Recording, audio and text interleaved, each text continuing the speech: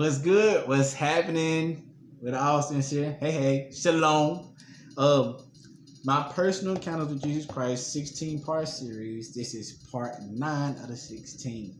And it's titled, my first time prophesying after listening to a small, still voice of Christ. So, this particular moment, I was around 2015. I was going to Lamont College in Memphis, Tennessee. And I was trying to fine-tune my ear. I was really trying to fine-tune my ear. I just got out of it fast, and I was reading the word, and I heard the small still voice say, worship. So I did. I went in, fell on my face before God, and he said, repeat after me. I'm going to get all A's, a B, and a C this semester. I was like, all right. So I repeated that to him. I'm going to get all A's, a B, and a C this semester. And it was my spring semester, 2015, of Lamont College.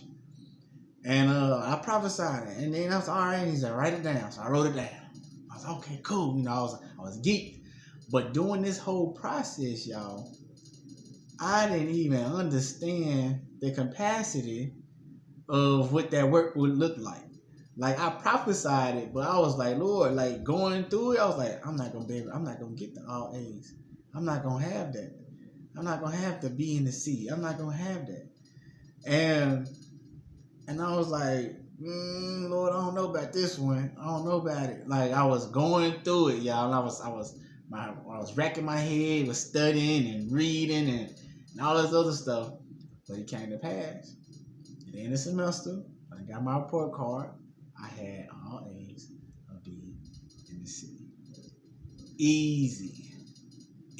And it came to pass. I prophesied. After listening to it, I prophesied. And okay, so I'll share mine. Although I'm not 100% sure this was the first time, because I've had a lot of, I don't know how to explain it. Before I really knew about the gifts or spirit, I always had the word of knowledge. Like, I always knew stuff that people didn't tell me. But I guess the one I want to share is the one where I was just out hanging out with a friend from church and her friend at the time, because I had never met her. And, we went out. Our plans had changed a little bit, but we still had a good time and everything. And we ended the night just talking, and they were picking my brain and stuff. But I started feeling like, okay, so we were praying. We started to pray before we, went our separate ways. And we praying. And in the middle of the prayer, I started feeling the emotions like of God. I knew it was God's heart. I was feeling it. I was feeling it for the girl, who is now a friend. She's a good friend now. I ain't gonna say her name, just whatever. I don't know how she feel about that. And I was feeling God's heart, like almost to the point where I wanted to cry. I don't know if I actually cried or not, but and I told her exactly what I felt. I told her exactly what I felt, and I told her what I was hearing, and it was a word of knowledge as well. About something that she went through growing up. Mind you, I don't know it like that. And I'm saying it, and I knew it was for her. She confirmed it. She was just like, that is so crazy, this. And it was just an all moment. And I was feeling God's heart for her, and we gave each other a big hug, and we cried a little bit. And I was just like, wow, this is crazy.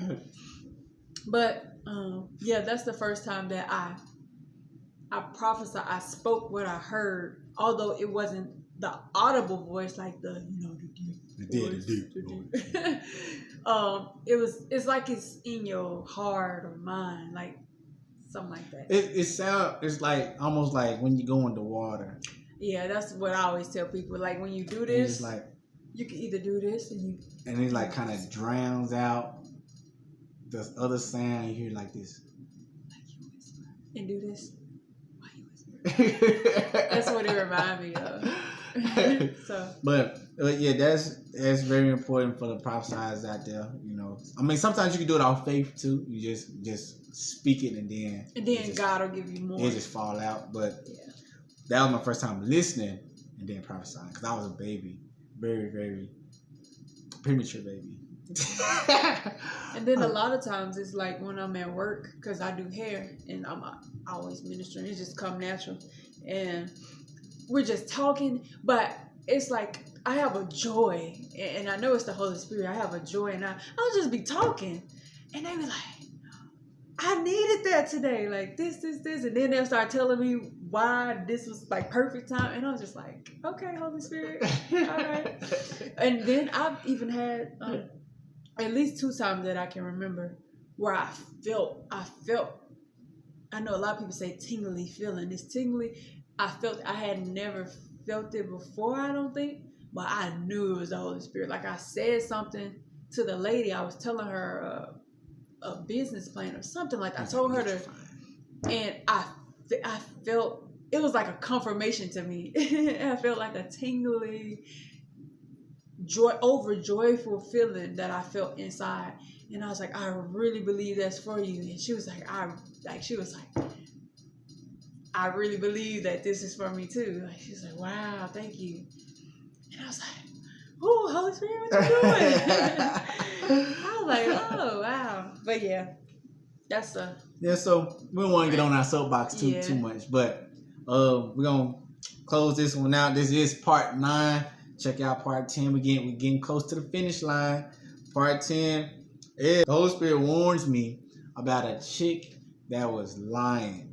And just as Peter and what's the couple name? Sapphire and Ananias. Sapphire. One of them names. And he was lied to, but the Holy Spirit did something different with them than what he did with that lady. I just cried and then wept, and I'll go into that later. Yeah. Just tune in part 10 of my personal encounter with Jesus Christ, 16-part series. I'm so sorry. Go ahead, boo. And if you haven't checked out the first 8, go back and check those out. Yeah. Much love. God bless.